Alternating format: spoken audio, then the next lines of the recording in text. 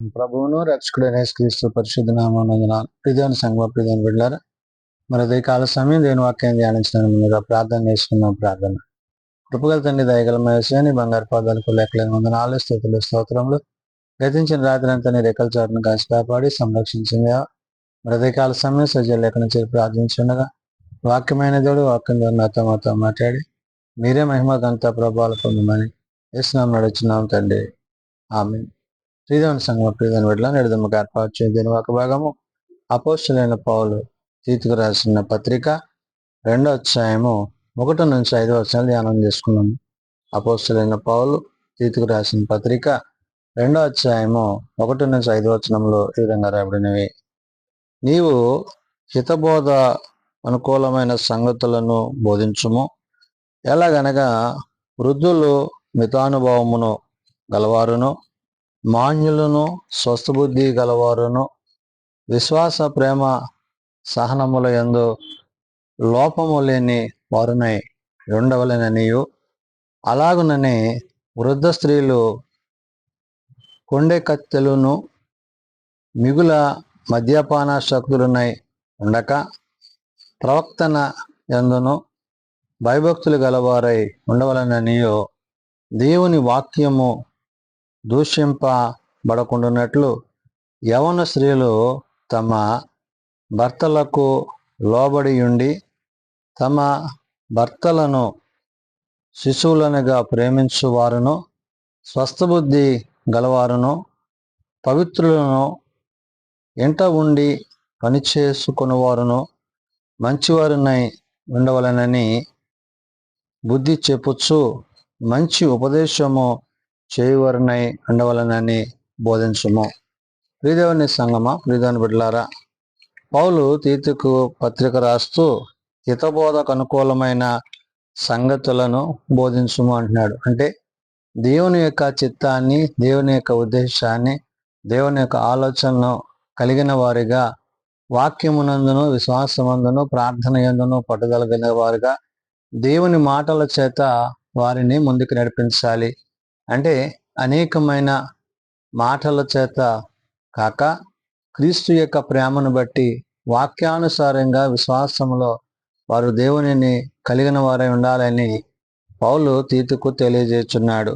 అంటే దేవుని యొక్క బోధలు, అంటే పరలోక సంబంధమైన తండ్రి యొద్ద నుండి ఏవైతే మనకి అనుగ్రహింపబడినవో ఆ అనుగ్రహింపబడిన వాటిని మీరు వారికి తెలియచేయండి అంటున్నాడు. తీతును పంపుతూ తీతుకి విషయాలను పౌలు చెప్తున్నాడు. అంటే మేలైన దానిని కలిగి ఉండుట, ఉన్నతమైన దానిని చేపట్టుట, సత్యమును అనుసరించి నీతిని అనుసరించి జీవం కలిగిన దేవుని యొక్క సన్నిధిలో సదాకాలము జీవించవలసి ఉన్నది. కాబట్టి పరసంబంధమైన ఉద్దేశాల చేత దేవుని యొక్క ఆత్మ యందు నిలిచి ఉండాలి. అందునిమిత్తమే ఇక్కడ తీతుతో పౌలంటుడు, నీవు హితబోధకు అనుకూలమైన సంగతులను బోధించుము అంటున్నాడు. అంటే మారు మనస్సు కలిగిన, పాపక్షమాపణ కలిగిన వారి యొక్క ప్రవర్తనను కూర్చి నువ్వు ఉద్దేశించి మాట్లాడు. అంటే హృదయము వ్యాధి కలిగింది, హృదయము మరి పాపంతో నిండి ఉంది, హృదయములో మరి అపవాది తాను పనులు చేయించున్నప్పుడు ఆ కలవర పెట్టే పరిస్థితులు ఏవైతున్నావో వాటి నుండి వారిని తప్పించాలి. కాబట్టి ఇక్కడ పౌలు ప్రత్యేకించి తీతో చెప్తున్న మాట, నీవు హితబోధకు అనుకూలమైన సంగతులను బోధించుము అంటున్నాడంట. మంచి విషయాన్ని, వారి జీవితాల్లో ఏదైతే మేలని దేవుడు తలంచాడో ఆ విషయాలను పౌలు తనకు అప్పజెప్పడిన బాధ్యతగా తాను నిర్వర్తించవలసి ఉన్నది. ఆ బాధ్యతలో భాగంగా నేడు తన యొక్క సహోదరుడిగా, విశ్వాసిగా, స్నేహితుడిగా, మరి కుమారుడిగా భావించిన తీతుకు పౌలు ఈ మాటలు చెప్తూ అన్నాడు. ఎలాగనగా వృద్ధులు మితానుభవము గలవారును అంటాడు. అంటే ఆ వృద్ధాప్యంలో వారికి ఉన్న అనుభవాలను బట్టి, ఆలోచనలను బట్టి వారిని మరి లోకం వైపు, పాపం వైపు పోక విశ్వాసం వైపు, వాక్యం వైపు వారిని నిలవవలసి ఉన్నది. ఎందుకంటే వారు తమ పూర్వపు పితరుల యొక్క ఆచారాలు కలిగి ఉంటారు. కాబట్టి వారికి క్రీస్తుని గూర్చి, క్రీస్తు ప్రేమను గూర్చి, ఏదైతే రక్షణ కార్యము పౌలు తాను పొందుకునే రక్షణ సంకల్పంలో తాను కొనసాగుతున్నాడో ఆ విషయాలలో మరి తాను మరి తీతును ఒక మరి ప్రేమ కలిగిన మాటల చేత, అంటే ఈ ప్రేమ పరలోక సంబంధమైంది కాబట్టి దాని విషయంలో పౌలు ఇక్కడ తీతును ఉద్దేశించి చెప్తున్న మాట, ఎలాగనగా వృద్ధులు మితానుభవం గలవారు అంటాడు. అంటే వారి అనుభవాలకు, వారి ఆలోచనలకు తగిన రీతిగా నీవు వారికి సువార్తను అందించాలి. మాన్యులను స్వస్థ బుద్ధి గలవారును అంటే మంచి మనస్సు కలిగి, మంచి ఆలోచన కలిగి, స్వస్థ బుద్ధి కలిగి, అంటే దేవుని పట్ల, దేవుని వాక్యం పట్ల వారు స్థిరులై ఉండాలి. అట్టి స్థిరత్వాన్ని కలిగిన వారై ఉండాలి అని చెప్తున్నాడు. విశ్వాస ప్రేమ సహనముల యందు లోపము లేని వారై అంటాడు. వాళ్ళ యొక్క విశ్వాసం అంటే దేన్ని బట్టి వాళ్ళు విశ్వసిస్తున్నారంటే ప్రభువుని బట్టి. ప్రభు మన కొరకు ఈ లోకానికి తండ్రి యొద్ద నుండి పంపబడి ఆయన చేసిన కార్యాలు ఏవైతే ఉన్నావో అవన్నీ కూడా వారికి తెలియజేసినప్పుడు వారు దాని యందు విశ్వాసం ఉంచులాగిన, ఆ విశ్వాసమునకు కర్తయ్య దాన్ని కొనసాగించవలని క్రీస్తునందు వారు జీవించవలసి ఉందనే విషయాన్ని అక్కడ పౌలు మరి ఆనాడు తీతుకు చెప్తున్నాడు. అంత మాత్రమే కాదు, విశ్వాస ప్రేమ సహనముల యందు లోపం లేని వారే అంటాడు. సహనము కలిగి అంటే వాక్యమునందు, వాక్యము యొక్క ఉద్దేశాలందు, పరిశుద్ధాత్మ యందు మరి వారి హృదయాలలో అపవాది ప్రవేశింపకుండా, ఆటంకపరచకుండా వారు దేవుని యందు వాక్యమందు నిలిచి ఉండాలి. ఆ ప్రేమ ఎలాంటిదై ఉండాలంటే ప్రేమ సహనముల యందు లోపము లేని వారునై అంటున్నాడు. అంటే లోపం లేని వారంటే అనుమానించక, అపోహపడక, శరీర సంబంధమైన ప్రేమ కాదు కానీ ఆత్మ సంబంధమైన దేవుని యొక్క మాటల చేత, దేవుని యొక్క ఉద్దేశాల చేత అది నడిపింపబడేదై ఉన్నది, నీతిని అనుసరించి ఉన్నది కాబట్టి ఉండవాలని నీవు అంటున్నాడు. అంటే ఈ విధంగా వారిని, ఎవరిని, వృద్ధులను సహితము, ఎవరైతే క్రీస్తుని ఎరుగక, ఎవరైనా క్రీస్తుని అనుసరించగా వారు హృదయాలలో పాపమును, లోకమును కలిగి ఉంటున్నారో అది వారికి మారు మనస్సును, పాపక్షమాపణ అనుగ్రహించినట్లు పౌలు తీతుకు తన పత్రిక ద్వారా తెలియజేస్తున్నాడు. అలాగనే వృద్ధ స్త్రీలో కొండెకత్తెలను అంటున్నాడు. అంటే ఈ కొండెకత్తెలు అనగా మూల భాషలో అపవాదులను అంటాడు. అంటే అపవాదులుగా అంటే లోక సంబంధమైన విషయాలలో ఎక్కువగా వారు మితముగా ఉంటున్నారు కాబట్టి ఈ వృద్ధ స్త్రీలు అంటే పెద్దవారైన వారిని బట్టి వారి యొక్క మనస్సులలో మరి ఉన్న ఆ యొక్క మరి చెడు తలంపుల ఆలోచనలు ఏవైతున్నావో వాటన్నిటి నుంచి కూడా వారిని సంరక్షించవలసిన బాధ్యత ఉన్నదన్నట్టుగా పౌలు తీతుకి విషయాన్ని చెప్తున్నాడు. అలాగనే వృద్ధ స్త్రీలను, కొండెకత్తెలను, మిగిలిన మద్యపాన శక్తులున్నాయి ఉండగా అంటున్నాడు. అంటే వారు ఎలాంటి స్థితిలో ఉన్నారంటే మద్యపానము వలన వశపరుచుకొనబడిన వారై ఉన్నారు అని. అంటే వారికి ఆ అలవాటు, ఆ శారీర సంబంధమైన ఆ యొక్క మద్యాన్ని సేవించే అలవాట్లు కలిగిన ఆ యొక్క స్త్రీలను కూడా నువ్వేం చేయాలంటే మార్పు తీసుకురావాలని. అంటే లోకంతో, శరీరంతో వారికి ఉన్న యొక్క సంబంధం నుంచి వారిని దూరపరిచి ప్రభు ప్రేమను బట్టి ఆ వృద్ధులైన వారికి ఆ రక్షణ విషయంలో క్రీస్తుని గురించిన ప్రేమను గురించి నువ్వు తెలియజేయవలసింది. కాబట్టి మిగుల మద్యపాన శక్తులను ఉండక ప్రవక్తన యందును భయభక్తులు గలవారై ఉండవలన. అంటే దేవుని యొక్క వాక్యం పట్ల నమ్మిక కలిగి, విశ్వాసము గాలి, వారి మారు మనసు పొంది, పాపక్షమాపణ కలిగి వారి ప్రవర్తనలో నూతన క్రియలను క్రీస్తు ప్రభు వారు జరిగినట్లుగా మరి తీతు వారికి దేవుని గురించిన విషయాలను చెప్పవలసి ఉంది. కాబట్టి దేవుని వాక్యమును దూషింపబడకుండానట్లు అంటే వారు విన్నది విశ్వసించి అంగీకరించినట్లు వారి హృదయాలలో ఆ వాక్యము మరి నాటబడి అది ఫలించే రీతిగా ఉండాలి. అంతే తప్ప ఆ విన్న వాక్యాన్ని బట్టి వారు మరి విశ్వాసం నుండి కోల్పోక దూషకులుగా, హింసకులుగా, హానికరులుగా ఉండకూడదని చెప్పి పౌలు ఇక్కడ గుర్తు చేసినాడు. దేవుని వాక్యమును దూషింపబడకూడనట్లు యవ్వన స్త్రీలు తమ భర్తలకు లోబడి ఉండ తమ భర్తలను శిశువులుగా ప్రేమింపాలని అంటాడు. అంటే ఆ యవన కాలం మందు ఆ యవనేచ్ఛలను బట్టి వారు జీవిస్తున్నారు కాబట్టి మరి వృద్ధులేమే మరి పాపము చేత, మరి యొక్క మద్యపానము చేత ఆ యొక్క కొండెగత్తెలుగా అంటే వారి యొక్క ఆలోచన విధానాలు సరిచేయబడాలని అంటున్నాడు.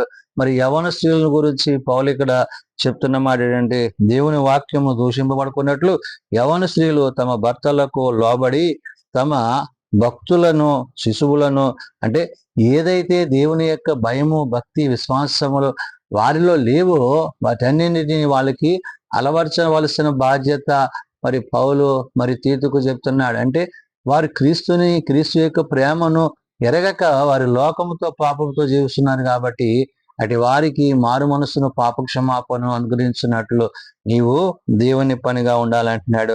యవన స్త్రీలు తమ భర్తలకు లోబడి తమ భర్తలను ఏం చేయాలంటాడు? శిశువులను ప్రేమించువారునై అంటున్నాడు. అంటే చిన్నబిడ్డలను ఎలాగైతే వారు చూసి ప్రేమిస్తారో ఆ విధంగా వారి యొక్క కుటుంబ వ్యవస్థలో వారు ఆ విధమైన విశ్వాసాన్ని కలిగి ఉండాలి. యవన కాలం ముందు క్రీస్తు ప్రేమనందు కలిగిన వారమై ఉండాలి. వారు స్వస్థబుద్ధి గలవారగును పవిత్రులను ఎంట ఉండి పని చేసుకొని వారును మంచివారనై ఉండవలను. అంటే వాళ్ళు ఎలా ఉండాలంట, మంచి బుద్ధి ఆలోచనలు కలిగి బిడ్డల విషయంలో, భర్తల విషయంలో వారి విశ్వాస అంటే కుటుంబ వ్యవస్థలో తల్లి పాత్రగా ఒక యవ్వన స్త్రీ తాను చేయవలసిన పనిని గురించి అక్కడ పౌలు గుర్తు చేస్తున్నాడు. అంటే అంటే తమలో ఉన్న ఆ యొక్క ఆశలన్నిటినీ, తమలో ఉన్న యొక్క ఆలోచనలను విడిచి వాక్యమును బట్టి, విశ్వాసమును బట్టి వారు జీవించాల్సి ఉంది. కాబట్టి వారు స్వస్థబుద్ధి గలవారును పవిత్రులను ఎంట ఉండి పని చేసుకొని వారును మంచివారినై ఉండవలనని బుద్ధి చెప్పుచు అని. అంటే వారిలో ఏవైనా లోపాలు ఉంటే వారిని సరిచేసి వాక్యం ద్వారా హెచ్చరించి మరలా వారిని విశ్వాసానికి నడిపించాలంటున్నాడు. మంచి ఉపదేశము చేయవరనై ఉండవాలని బోధించము అంటున్నాడు. ఈ విధంగా పౌలు మరి ఆనాడు తీతుకు ఈ విషయాలను చెప్తున్నాడు. ఎందుకంటే వారు సంఘములో, సమాజంలో ఆనాటి పరిస్థితుల్లో వారు ఉన్న ఆ యొక్క చీకటి శక్తుల చేత, అంధకార శక్తుల చేత వారు జీవిస్తున్న విధానం ఏదైతుందో దాన్ని బట్టి హితబోధకు అనుకూలమైన సంగతులను బోధించమని తీతుకు పౌలు తెలియజేస్తున్నాడు. కాబట్టి ఆనాడు మరి తీతు ద్వారా తెలియజేసిన మాటల్లో నేడు సార్వత్రిక సంఘానికి కూడా పౌలు చెప్పే మాట ఏంటంటే, ఇటువంటి ఆలోచనల చేత, ఇటువంటి తలంపుల చేత జీవిస్తున్న నేటి సమాజంలో ఉన్న పెద్దలు, వృద్ధులు, స్త్రీలు, యవనులు, యవనస్తులు వీళ్ళందరూ కూడా మారు మనసు కలిగి పాపక్షమాపణ కలిగి, అంటే ఆనాడు దేవుడు ఏదైతే అపోస్తులైన పౌలు ద్వారా ఆ పత్రిక ద్వారా, తీతు పత్రిక ద్వారా తీతుకు తెలియజేశాడో అదే విషయాన్ని నేడు సార్వత్రిక సంఘానికి కూడా దేవుడు తెలియజేస్తున్నాడు. కాబట్టి మారు మనసు, పాపక్షమాపణ పొంది లోకం వైపు, శరీరం వైపు ఏ సంబంధమైన వాటి మనస్కరించక క్రీస్తు యొక్క రాకడ కొరకు ఎదురు చూసేవారై ఉండాలని పరిశుద్ధాత్మ దేవుడు తెలియజేసిన మాటలు. ప్రార్థన చేసుకుందాం. ప్రేమ నమ్మకం కలిగిన మా తండ్రి, కృప కలిగిన దేవ, నీ బంగారు పాదాలకు లేకలేని వందనాలు, స్తుతులు, స్తోత్రములు. నిజమైన ఆయన పౌలు తీతుకు పత్రిక రాస్తూ ఆనాటి పరిచర్యలో, ఆనాటి సంఘాల పరిస్థితుల్లో మరి వృద్ధులను బట్టి, పెద్దవారిని బట్టి, మరి వృద్ధ స్త్రీలను బట్టి, యవన స్త్రీలను బట్టి, కుటుంబాలను బట్టి, వారి విశ్వాసముల నుండి తొలగిపోయిన విధానాలను బట్టి, వారు ఆచరిస్తున్న వ్యవహారాల నుండి వారిని ప్రత్యేకపరిచి నీవు నడిపించిన విధానాన్ని బట్టి వందనాలు. నిజమైన ఆయన మారు మనసు, పాపక్షమాపణ కలిగి విశ్వాసంలో కొనసాగుటకు నీ సహాయం దయచేయండి. ఇంత గొప్ప రక్షణ నిర్లక్ష్యం చేయక అయా, నీవు మా యందు నుంచిన ఈ యొక్క ప్రేమను బట్టి, మీరు మా కొరకు చిందించిన రక్తాన్ని బట్టి, మీ విలువైన రక్తంలో కడగబడి పరిశుద్ధపరచబడి మీ నీతిని, సత్యం అనుసరించి జీవించడానికి మాకు నేర్పించండి. బలహీనలను బలపరచువాడు, రోగులను స్వస్థపరచువాడు, హాస్పిటల్స్ దేనిల వద్ద ఉన్న వారిని ముట్టి లేవనెత్తువాడు, ఏ ఒక్కరు నశించకంతట అందరూ మారు మనసు కలిగి పాపక్షమాపణ కలిగి నీ నిజ రాజ్యంలో చేరగలందులే కట్టి కృప దయచేయమని జీవం కలిగి నీ మాటల చేత జీవింపజేసి ఆనాడు పౌలు మరి తీతుకు ఏ విధంగా అయితే పత్రిక రాసి వారిని హెచ్చరించి మరి బుద్ధి చెప్పి నీతిగా, న్యాయంగా నడిపించాలని పౌలు తెలియజేశాడు. అదే విషయాన్ని ప్రభు నేడు సార్వత్రిక సంఘాలను ప్రతి విశ్వాసి కూడా అటు రీతిగా జీవించుటకు తమ స్వనీతిని విడిచి నీతిని అనుసరించి, సత్యమును అనుసరించి సర్వసత్యంలో ప్రవేశించగలందులో అట్టి కృప దయచేయమని యేసున్నత నామమున ప్రార్థించి వేడుకుంటున్నాము తండ్రి. ఆమేన్. పరలోకమందున్న మా తండ్రి, నీ నామం పరిశుద్ధపరచబడుగాక, నీ రాజ్యం వచ్చుగాక, నీ చిత్తం పరలోకమందు నెరవేర్చినట్లు భూమి మీద నెరవేరుగా మాకు దయచేయం. మళ్ళీ ప్రార్థన చేసిన వారిని మేము క్షమించిన ప్రకారం మా ప్రార్థనలను క్షమించము, శోధనలో తేకాల్సిన తప్పించము. రాజ్యము, శక్తి, మహిమ నిరంతరము నీవే తండ్రి. ఆమేన్. మన పరమ తండ్రి అయిన దేవుని ప్రేమ, ప్రభువైన యేసుక్రీస్తు కృప, ఆదరణకర్త అయిన పరిశుద్ధాత్మ సహాయము సదా తోడేండి సంరక్షించును గాక. ఆమేన్.